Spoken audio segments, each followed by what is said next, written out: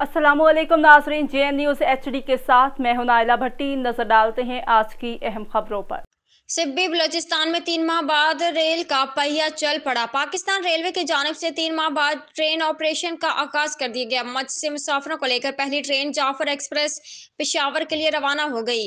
बलूचिस्तान में 3 माह बाद पाकिस्तान रेलवे की जानिब से ट्रेन ऑपरेशन बहाल कर दिया। मत्स्य से मुसाफिरों को लेकर पहली ट्रेन सिब्बी पहुंच गई। क्वेटा से मुसाफिरों को बजरिए बस मच पहुंचाया गया। इस मौके पर ट्रेन को दुल्हन की तरह सजाया गया था। हालिया मानसून की बारिशों और सैलाबी रेलों की वजह से गुज़श्ता 3 माह से ट्रेन सर्विस मुअत्तल थी।